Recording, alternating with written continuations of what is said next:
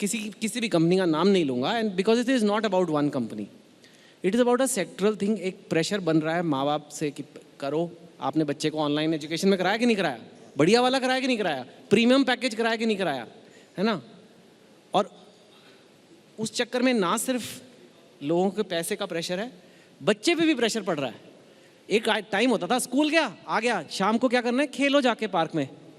खेलना क्या होता है, खेलना क्या होता है आजकल किसी को पता भी है खेलना क्या होता है पार्क में? चुपचाप बैठ जाओ, ऑनलाइन अपनी टैबलेट खोल अभी, क्योंकि स्कूल में तो कुछ पढ़ाया नहीं तेरे को, अब यहाँ पे ये पढ़। तो ये सब भी तो हो रहा है, ये भी एक हमारा एजुकेशन सिस्टम है। तो एक तरह से ऑनलाइन एजुकेशन आया, बहुत बढ़िया चीज़ें हो गई, नई नई कंपनियाँ बढ़ रही हैं, नया भारत आ गया, पर ये भी हो रहा है। बहुत बहुत धन्यवाद, आपने बहुत अच्छा सवाल पूछा है कि नया भारत की बात है तो माता पिता आजकल सच में दबाव में हैं।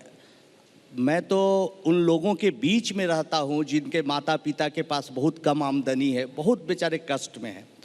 और एक कष्ट का क्योंकि कष्ट जो होता है, जो बच्चों पर वो भी प्रेशर बनाते हैं कुछ पैसे खर्च करके कि भाई ये ऑनलाइन क्लास करो या ये इस जगह पर रजिस्टर्ड कराओ, उनके लिए क्या होता है इसको समझने की ज़रूरत है।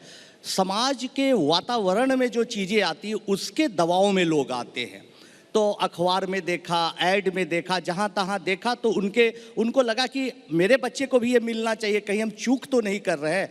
अभी हाल फिलहाल में मेरा एक दोस्त फ़ोन किया, हमारी उम्र का है, बहुत दुखी था कि एक ऑनलाइन क्लास वालों ने तो मुझे परेशान कर दिया। मैं सोचा कि इसके बच्चे का एडमिशन करा दिया, क्या किया, क्यों परेशान किया भाई?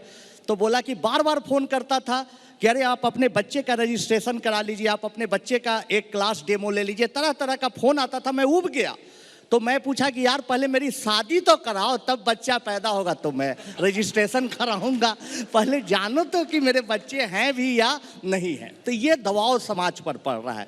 लेकिन अब ये सरकार की भी जिम्मेवारी बनती है कि जैसे सरकार कितने गर्व के साथ बोलती है, हर स्टेट गवर्नमेंट, कि हमारे बच्चे स्कूल में इनरोल हो रहे हैं, साइकिल लेके बच्चियां जा रही है, तरह तरह के लोग ड्रेस बांट रहे हैं, अच्छी बात है।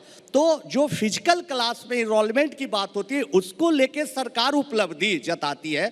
तो अब सरकार की जिम्मेवारी होती है कि जैसे घर बनाने के लिए उसके पास योजना है, जो निर्धन परिवार के लोग हैं उनके लिए, नवोदय विद्यालय के लिए फंड है, तो टैबलेट बांटने के लिए हर जगह पर पहुँचे ऑनलाइन क्लास, इसके लिए भी सरकार को कुछ ना कुछ सोचना चाहिए। और ये नहीं कि ऑनलाइन केवल खाना पूर्ति हो, क्वालिटी एजुकेशन। और क्वालिटी एजुकेशन मेरे कहने का मतलब है कि आप कितना अच्छा पढ़ा रहे हैं ये कोई महत्वपूर्ण नहीं है, बच्चा कितना समझ रहा है, कितना उसका फायदा उठा रहा है, इस पर सरकार को ध्यान देना चाहिए।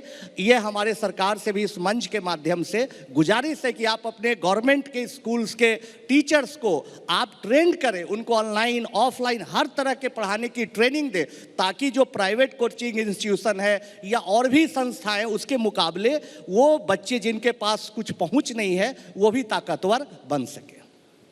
आनंद जी, मेरा एक ही सुझाव इसमें है कि अगर बच्चा 6 घंटे या 8 घंटे स्कूल जा रहा है, उसकी वहाँ पे इतनी अच्छी पढ़ाई होनी चाहिए कि उसको घर आके खेलने का मौका मिले, दोबारा से ऑनलाइन जाने की ज़रूरत ना पड़े। तो अगर हम अपने स्कूल्स को बेहतर बना दें तो फिर ये ऑनलाइन की जरूरत, बिकॉज ये सप्लीमेंटल है, ये बैंडेड है। बहुत अच्छी बात, क्या स्कूल में जाके बच्चे करते क्या है? अरे बहुत अच्छी बात है। आज इस बात से कोई नहीं झुठला सकता है, सब लोग बैठे हुए हैं, कि आज हमारे स्कूल में पूरे देश में कई जगह ऐसे है जिसको कोई स्पेलिंग नहीं टीचर को आ रहा है, कोई मैथमेटिक्स नहीं आ रहा है, तो आप समझिए कि उसको सुधार करने में कितने समय लग जाएगा। लेकिन एक अच्छा टीचर ऑनलाइन के माध्यम से, आपका टीचर उन बच्चों तक तो जल्दी पहुंच सकता है। तो हम पूरे टीचर्स के कम्युनिटी को ट्रेंड करेंगे, उसमें बदलाव लाएंगे, वो भी पैरेलल चलना चाहिए। लेकिन तत्काल रिलीफ के लिए जो 2 साल बच्चा कोरोना में जिसकी पढ़ाई छूट गई है, अगर गवर्नमेंट अच्छे लोगों को जोड़कर बच्चों को तक सुलभ करती है शिक्षा, तो बहुत अच्छी बात होगी। मेरे कहने का मतलब ये है, आज ऑनलाइन फिजिकल क्लासेस को कोई नहीं इग्नोर कर सकता है, लेकिन ऑनलाइन क्लासेस एक बहुत बड़ा तंत्र है जिसका हम, आप, समाज, सोसाइटी और सरकार और देश के तमाम बच्चे फायदा उठा सकते हैं। And you believe that ideally schools should be enough? I think so. I also think, see, I think there are human development psychology says that till the age of 12, online doesn't work for students.